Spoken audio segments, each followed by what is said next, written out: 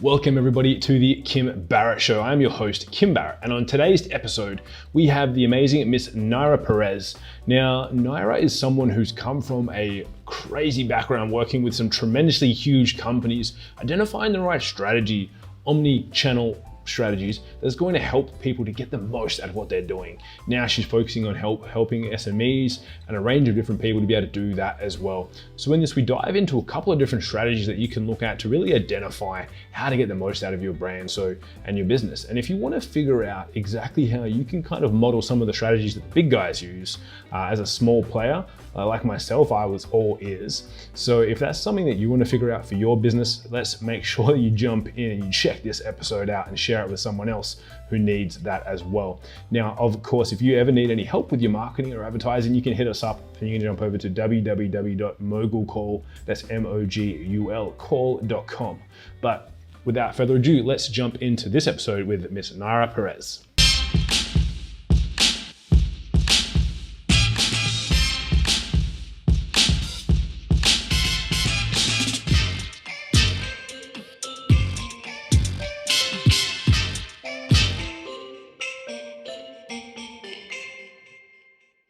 Naira, thank you so much for joining us today. Really appreciate you taking the time.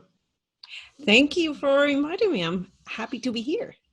Yeah, my pleasure. Now, I always like to start the podcast off with one question the same every time, which is if I walk up to you at a party and we start talking to each other and I say, Naira, what do you actually do? What's your answer? That's a good question. I actually work with paid media in digital paid media. What I do is I put very easy terms.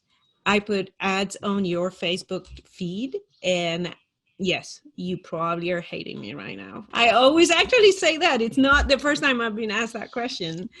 It's the easiest way to explain to people, like, those ads, I put them there. You go to Google, those ads, I put them there. But yeah, we actually do any digital paid media that you can think of. We do native advertising, we do Google, Bing, Facebook, Instagram, and LinkedIn. So awesome. I want to dive into a couple of those channels and ask a couple of questions. But first of all, I'd love to know, so because we only do Instagram and Facebook, we don't do anything else. We just kind of like stick to that. We don't, that's everything else too complicated for me.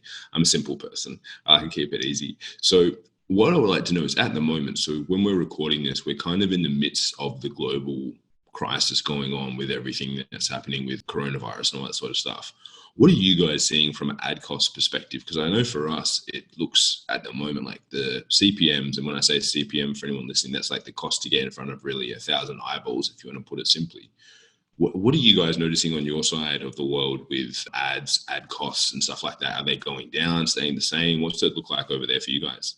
We're seeing CPMs actually decrease simply because we had a lot of political advertisers in the space running to elections, primaries. So they have decreased significantly. And there's a lot of brands that have also gotten out of the market because they may not be able to fulfill their orders. So they don't want to advertise and generate sales that they cannot meet. And two, there are brands that have decided that they don't want to be tone deaf to what's happening right now. And so they have to reshuffle their strategy and their messaging. So that exit has generated a lot more of inventory for us. And also you have more people in digital right now. There are more people on Facebook, more people working from home. And that means that their attention can go to those channels where we were just talking about: Facebook, Instagram, even LinkedIn, and search engines. So that's why we're seeing costs going down. Doesn't mean that results are, just because the cost went down, results are fantastic. Because on the other side of the coin is the fact that people are very distracted. As an example, LinkedIn, people are working from home. So even if they're in LinkedIn looking for information or even looking for a job, their attention is not in their news feed per se 100%. They have kids around, they have maybe the partner is also working with them in the same space. So we have seen lower costs, but also the attention of people is somewhere else.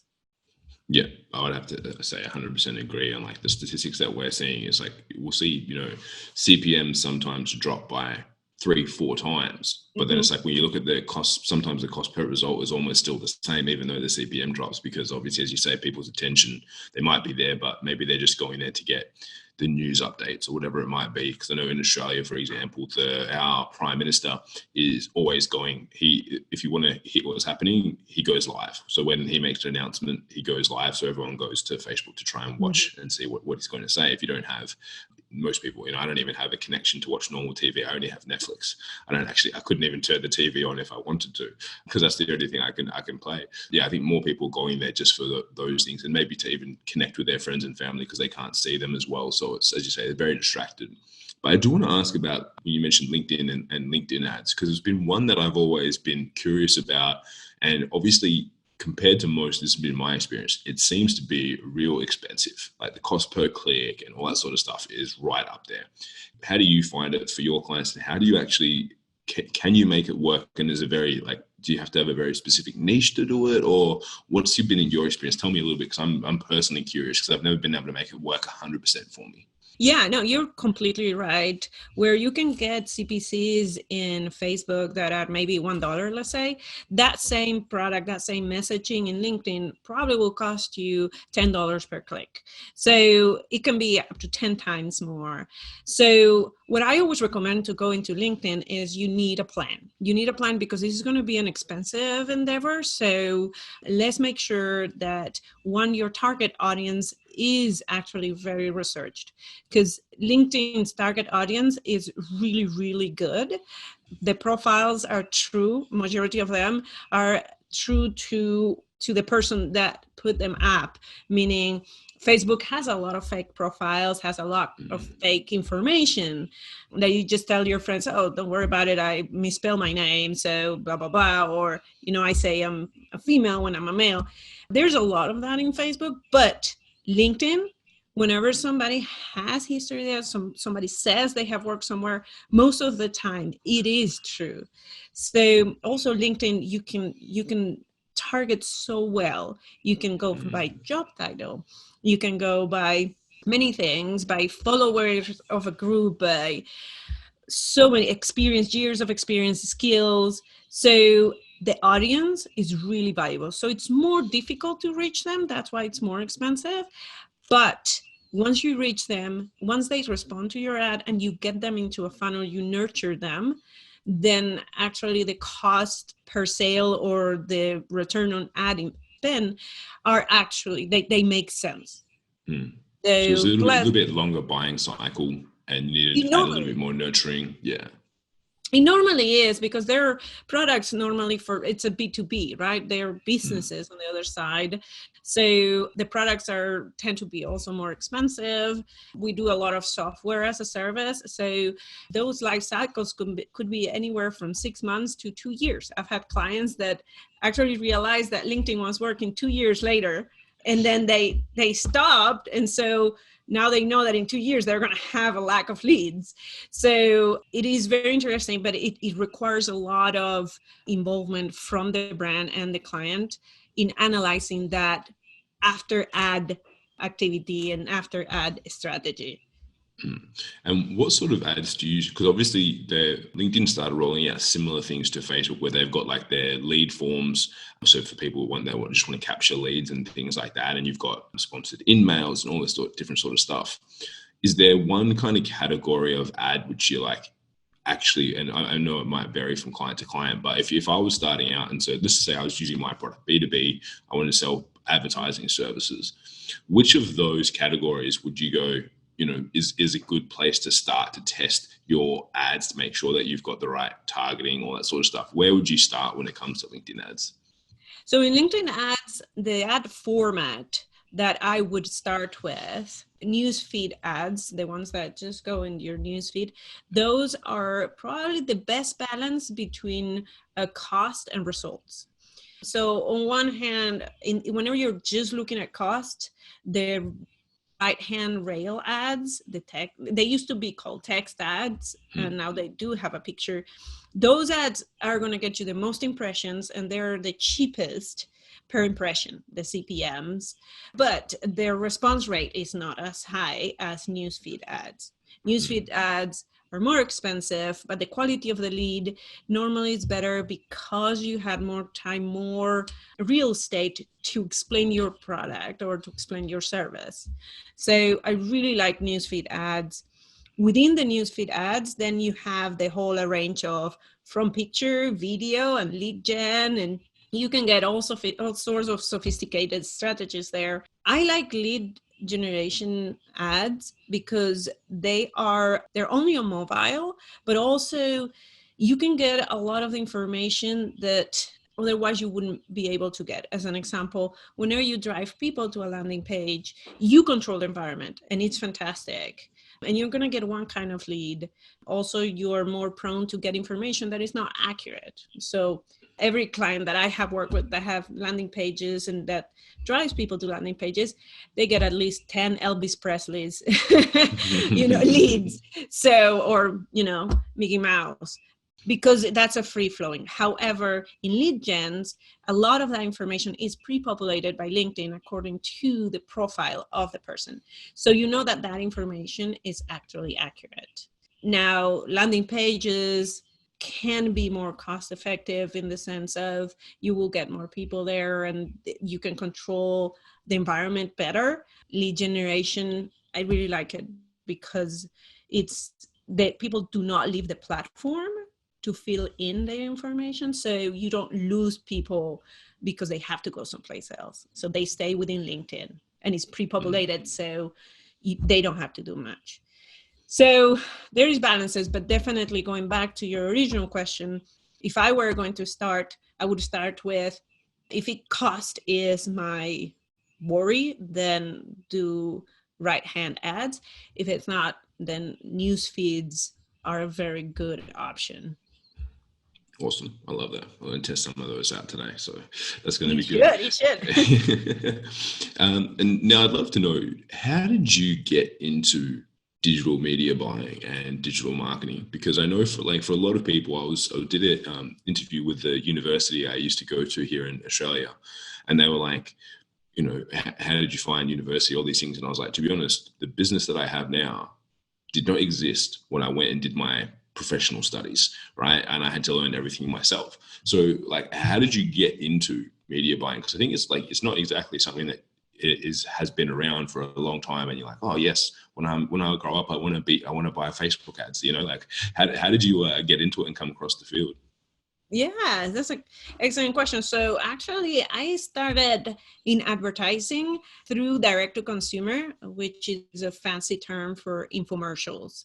So on TV, and then, the agency I was working with was really big. And so we had TV, we had magazines, we had radio, anything that had toll-free number where you could call an order, we did it. So that's where I started. And I love the data. I'm actually talking back to university. I'm a logistics major. So I love data. I love strategies based on data.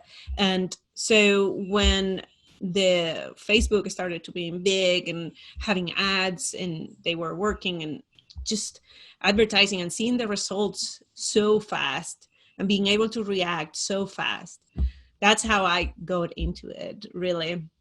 I did the transition from TV advertising to digital advertising in general, and then specifically in paid media. And I've worked with many companies along the years, and then I decided that I wanted to do it on my own. So I funded Spring Hill Digital, and then we specialized only in paid media. Awesome. I love that. And what made you, and obviously, because I know when you get into the field of media buying, and also, but even especially when you come across social media, it is very easy to get distracted. And I know on some of the communication we had back and forth, it's like, don't do organic. Don't talk to me about organic. I do paid stuff. And I normally say the same thing because it's a completely different minefield. But did you go straight in, obviously, from your history in infomercials and things like that? Were you just like, cool, I only want to touch the paid side? Did you dabble and try and explore anything on the organic side and things like that? Or how did you find that when you first started? I actually started with organic, believe it or not. I needed to understand the platform better before starting to sell on it, advertising. So I started with organic, just kind of understanding the audience, because everything that we do, even in paid media, it always goes back to the audience and that who are we talking to. So if I don't know how to talk to them in organic, then probably my paid media strategy is going to be way off. And as a matter of fact, even though I say, I don't do organic, I constantly look at organic to see how people are reacting to the brand, what are their comments, what are their worries, and how the brand is interacting with them, what is their tone of voice, just so that paid media doesn't feel off. Because otherwise you have in one side your organic, and then over there in some other remote planet, your paid media, and it confuses the audience. The audience wants to see one message, no matter where they look, no matter what channel, no matter what platform. And sometimes they don't even care if it's a sponsored post or an organic post. They really want to receive the same information. Yeah, that's so true. So 100% spot on. And just purely out of curiosity, I love to ask, what's been one of the coolest campaigns you work on? Because I know that a lot of the time as media buyers and someone who runs traffic, like there's a lot of just day-to-day stuff. And you're like, yeah, cool. It's day in, day out. You adjust it based on the data. Has there been any campaign, it doesn't have to be like a big campaign, but any campaign that you've done or you've worked on, you were like, that was actually like really fun and like it actually was really interesting for you? Yes, I have many. I actually really enjoyed working last year in kind of a startup. It was a company that sells plus size clothing, and it's in Europe, it's in France, and just taking that startup from a small company with very few followers to actually huge followers through paid media in combination with the organic. But we saw the change in attitude from the beginning to the end of the campaign, where at the very beginning, like all the comments were more about the pricing and just not so positive, to at the end, the community that we had generated by analyzing their audience and kind of respecting that relationship with organic, they were coming and defending the brand when somebody got negative comments in their ads. So that was really rewarding. We had built a community that now the brand can talk to and that will be ambassadors for the brand. So in that sense, it was not a campaign. It was more of like the entire year, the strategy. It was not a little one. We're now working with an ice cream company, and who doesn't love ice cream? Those ones where you get certain products, like we just got a client. I haven't had anything to do with the campaign, so I've just been watching it from the outskirts, but we do a lot of things using messenger bots. So we do a lot of like competitions and things like that, where we can generate a big influx of like inquiry. So for example, we launched a client a couple of days ago. They've had like 1,000 people come into their messenger bot, but the product is tequila and mezcal. So I was like, it's just I just like it. And I was like, I want to win the prize. Like I want to win, whatever it was, like 3 bottles of tequila and mezcal. I was like, that would be amazing. Even though it's a smaller project for us, it's the fun little ones or the things where you see the biggest impact, I think always help, because a lot of times people go, oh, don't you get excited by your own business growth? And I think it is cool, like when you win awards or you make certain levels of income, whatever it might be. But for me, still, because that's how I started, was just like in my spare bedroom, just doing little ads for myself and friends and other companies, is when you see a company come to you and then you actually have it, as you say, like you have a tangible impact on them. It's super cool when you see them go from having nothing to then, like leads coming in, sales coming in. Like we help, there's a lady who couldn't afford to work with us because of what's happened with the coronavirus, but she needed help because she lost like 80% of her income coming up because she was in the event space and all events are cancelled for who knows how long. We don't know how long. So she's like, I want to sell this one product I have. So we set up ads for her. We didn't charge her anything. I was like, I'll do it on a Saturday afternoon, no problem. Set it up for her. And then in the first week, she's got like a 10 times return on her ad spend. And every day I just love refreshing her account. I don't really look at many accounts because the team do it, but I'm just like refresh. I'm like, oh yes, she got another sale. It's just like, it's exciting. It's a small scale project to work on, but those little things where you get to see the tangible difference in people's businesses and like what they're, because it's really, I think sometimes when people look at what we do and how we impact people, it's like, well, yes, we impact one side, but we actually affect their entire life, especially if they're a small, medium business where their business is their whole livelihood. It's on a big conglomerate company.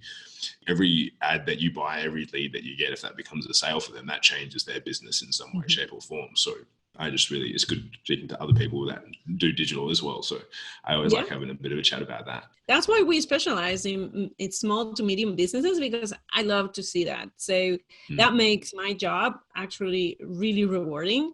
And, it takes you away from being a marketer and it's like, oh, you give people things that they don't need and just all this negativity that there is around. Or, people that are like, you're the one that put those ads in my feed, to, hey, let's look at the other side. And people, I'm amazed about that story that you just told about that lady. I think that is fantastic. Yeah, and I think you've always got to have those little things that give you the little bit of positivity. And it's like we have like some larger clients where they're like, cool, we just need hundreds of thousands of leads per month or whatever it is. But then it's always a little small one. It's like, I've never run ads before. Can you help me do this? And it's like, with the click of a finger, you've managed to get like something that they didn't have before. So I think that's always cool. Yeah, always brings me back to the starting days of when we started things out. So my next question for you is one that I've been asked on. I was asked on a podcast many years ago, and I can't remember who asked it to me. I always try and give credit if I can, but I can't remember who asked it to me. But the question is, what's one question that I didn't ask you that I should have? Okay, you didn't ask me where my accent is from.